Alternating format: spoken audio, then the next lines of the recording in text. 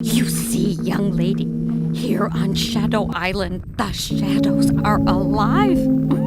Greetings, ladles and jelly spoons, new and old, to Kohigh Mathy's YouTube channel. If retro video games, oddball British humour, and an affinity for Yorkshire. I was gonna say a love of tea, but still, if they are your thing, then you've come to the right place. We're astonished and amazed as we take you back to the days of old when blocky graphics were seen as lifelike and Pierce Brosnan was still playing James Bond. Speaking of Bond, please do check out friend of the channel Mr. B and his Ukulele channel. Last month he was exploring all things Bond.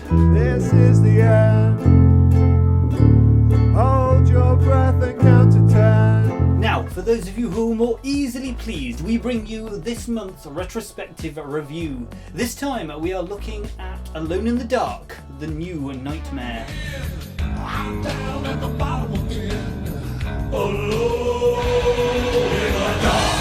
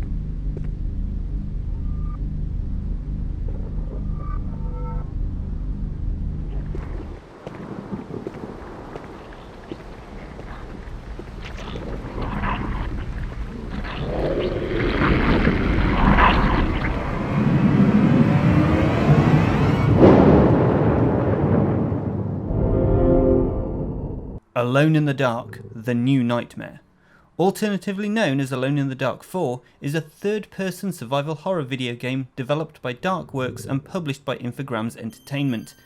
It is the fourth game in the Alone in the Dark series and is the series' first attempt at a reboot. Released in May 2001 for PC, Sega Dreamcast and both PlayStation 1 and 2, 2021 marks the game's 20th anniversary. As we have yet to cover any of the Alone in the Dark games, let's get you up to speed.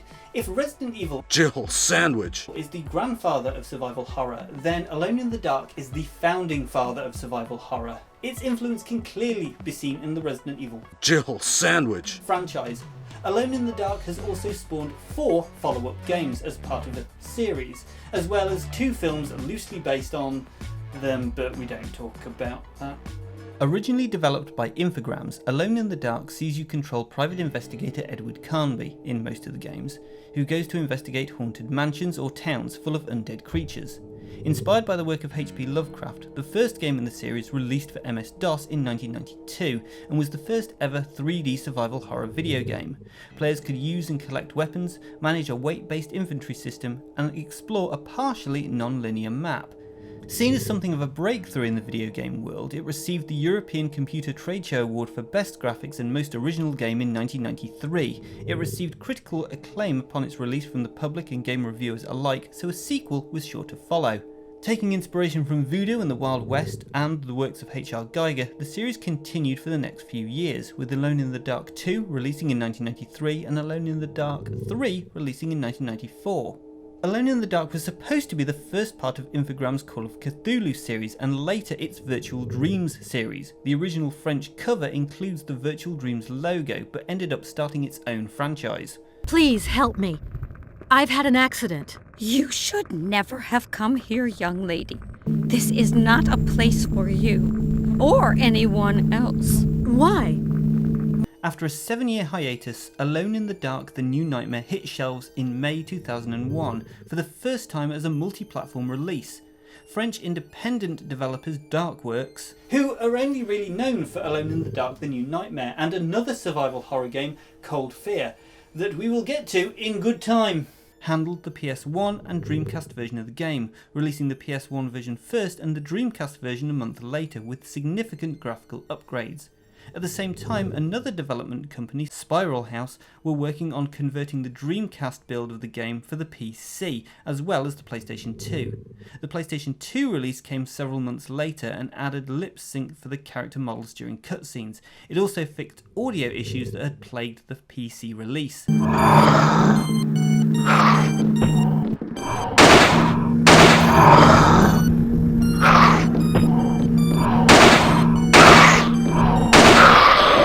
Alone in the Dark: The New Nightmare also received a Game Boy Color release, developed by Pocket Studios. This surprisingly faithful realisation of the home console release had basic pre-rendered environments and then 3D characters imposed on top of them. Whilst the full motion cutscenes had to be removed and the gameplay size is significantly smaller, this wasn't a half-baked attempt at porting a game, as I'm sure some reviews and critics had thought that it would be at the time.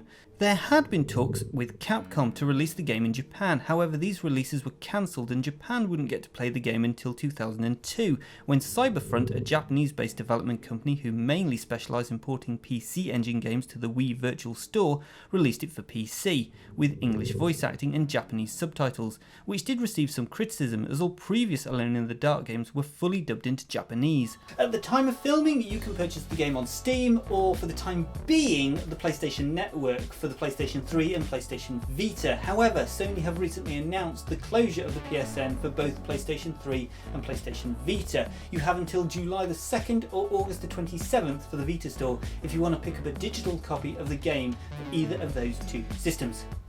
Meow! Meow! Meow! So,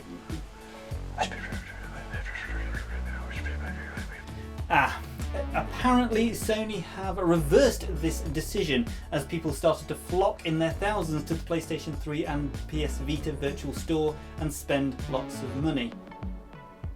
In all seriousness, this is an issue that I know concerns a lot of video game preservationists. There are over 1,000 video games that will be lost to time if/when Sony decides to pull the plug on the virtual stores, but that is a video for another time. As far as Alone in the Dark: The New Nightmare is concerned, it is still possible to get a physical copy on Amazon or on eBay, but if you must have a digital version, you can still get it on Steam or GOG.com. Here lad, did you know it had a complaint? A complaint? From who? Mrs. Goldberg of Rotherham. Apparently last month you made reference to a game where the protagonist was struck down by a deadly case of rabies. Deadly outbreak of rabies? Rabies! Oh. Well, what do you want me to tell Mrs. Goldberg? Oh, you know, the usual, that we're grateful that she should take the time to write and that we're issuing a full-scale investigation immediately. Then just chuck it in the wastepaper basket. At the start of Alone in the Dark: The New Nightmare, you were given the option of two protagonists to choose from, Edward Carnby or Aline Sederach. Carnby's scenario is more action-based and you'll spend more of your time dealing with enemies physically, whereas Aline's scenario is more focused on puzzles. Whilst there is some crossover, each scenario does play out differently, and there are some areas in the game that are unique to each scenario. Much like the first 3 games in the series and games such as Resident Evil Jill Sandwich and Silent Hill, the game is played through a third-person view with fixed camera angles, and you navigate the game's pre-rendered backgrounds via tank controls. You solve puzzles by collecting various books and items, manage your inventory, conserve health, items and ammunition, and save your game by the use of a save medallion. Combat is based on manual aiming for both your weapon and your flashlight, as the use of light is one of the game's standout mechanics, both in combat and whilst exploring the game world. The flashlight can be used to discover hidden items, reveal hidden details, and has an effect on enemies in the game. You can use your flashlight to hold back and repel enemies, as well as killing enemies with light-producing ammunition, such as phosphorus shells and magnesium bullets. Because light plays an important role in the game, the development team made an unusual graphics engine which allowed the 3D player character's flashlight to properly illuminate and cast shadows on the 2D pre-rendered backgrounds. They managed this by rendering the backgrounds at different levels of illumination and including information on the distribution of light on an object in that scene. The graphics engine then knew where the flashlight was expected to be casting light and leave shadowed areas dark.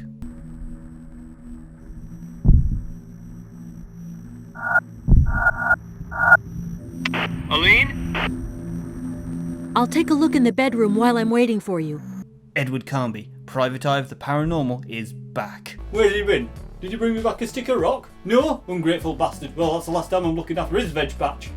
Carnby's best friend, Charles Fisk, has been found dead near Shadow Island, a mysterious island near Marine. It is your duty to take up the investigation and find out the secrets of Shadow Island. But you're not going alone. Your companion will be a redhead by the name of Arlene Cedrak, who is in search of her father. She is the only one with the knowledge for translating the ancient Abkhani tabloids, which may hold the secrets behind Carnby's friend's death and the disappearance of Arlene's father. Upon arriving on the island, your plane is shot down by things unknown, and you have no other choice but to jump out with a parachute, thus separating you on the island.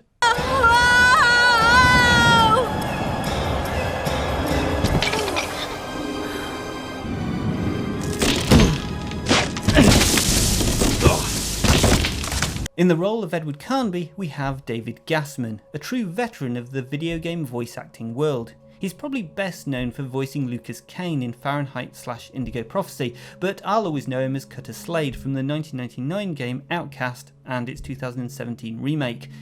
Voicing Arlene Cedrak, we have Sharon Mann, another great voice acting talent who also voice acted in Fahrenheit/Indigo Prophecy, but is probably best known as the voice of Kate Walker in the Siberia series. Other voice actors include Christian Eriksen as Edenshaw, Jerry D. Giacomo as Christopher Lamb, and James Schumann as Alan Mortson, as well as other roles. The game's plot is a separate canon from the main series. Look, I know it's hard, but you're going to have to talk about it. I don't want to talk about it, alright? It didn't happen. The best way to get over something is to talk it out. Okay, fine. Let's talk about the films and its sequel. No. In 2005, a film adaptation was released called Alone in the Dark, loosely based on Alone in the Dark: The New Nightmare, starring Christian Slater as Edward Carnby with Tara Reid and Stephen Dorff. It was directed by Hugh Bowl and was a box office flop, costing $20 million, which it did not recover. It was poorly received by critics, although it did make a profit on the DVD market, but it does hold the Guinness World Record for lowest grossing game-based movie. An unrated director's cut was released in Germany, France and Austria and was number 1 on the German DVD market for 3 weeks. I can't even recommend watching the films on a so bad that it's good novelty. It's just plain bad. One thing I will suggest though is maybe googling the intimate scene between Tara Reid and Christian Slater. I believe Tara Reid had it in her contract that she wouldn't have to take her clothes off in the film, but there was still an intimate scene in the script. Yeah, it's as awkward and as funny as it sounds. Music in Alone in the Dark: The New Nightmare was handled by Stuart Copeland, who most people will know as the drummer from the rock band The Police. After The Police disbanded, Copeland established a career composing soundtracks for movies. In 1998, he was commissioned by Insomniac Games to produce the musical score for Spyro the Dragon. Spyro was so successful that Copeland has worked on most games in the Spyro series. Alone in the Dark: The New Nightmare is the only other video game franchise to date that Copeland has worked on. The main track, Alone in the Dark theme song, includes vocals by musician, singer and actor Jimmy Wood, who is also a film score composer, best known for his work on the film LA Story.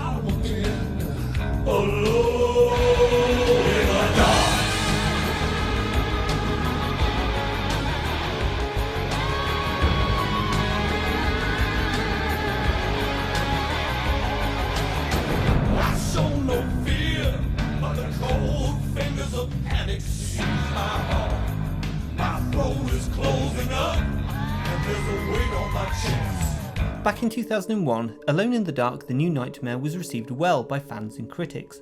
The Dreamcast and PlayStation 2 versions particularly stood out and received most positive feedback.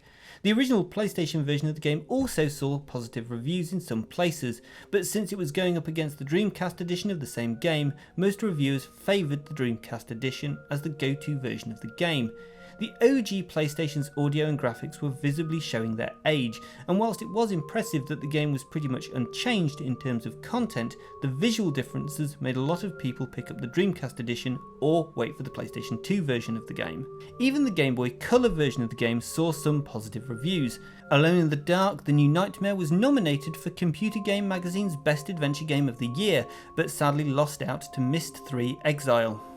While I've enjoyed the Alone in the Dark series, the experience didn't really stay with me as much as it did with Resident Evil Jill Sandwich. or Silent Hill. That might be because I came to Alone in the Dark later in life, after being spoilt by the tense atmosphere, the beautiful visuals, and the bad voice acting of the Resident Evil Jill Sandwich. and Silent Hill games. Going back to a more bare bones birth of survival horror was a hard sell for an 18-year-old. Alone in the Dark, the new nightmare certainly breathed new life into the series, but I felt that it was a little bit too late. Whilst I can't fault the gameplay, the graphics or the audio, although the voice acting is still pretty bad, Alone in the Dark, the new nightmare never really got its roots into me. The story was okay, but the characters felt very one-dimensional, so whilst I have fond memories of it, I've never really been urged to play it again. But what about yourself at home? Have you played it? Did you play it? What did you think? Please do let me know in the comments down below. Now there's just time before we go for the Limerick competition. I thought we ended that. Well, you thought wrong, White Muffin.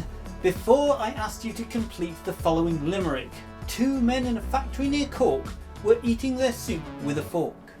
A big congratulations must go to YouTuber Gaming All My Life, who was the only person to have a bash at it. I'm looking at you, Mr. B. Well done, that man. And so to this month's Limerick. Here are the 2 opening lines. A professional wrestler from Lee was rehearsing a bout for TV. Give us your best following 3 lines in the comments down below. And to the winner goes a free pair of Mr. B's sock suspenders. Cheerio, see you next week.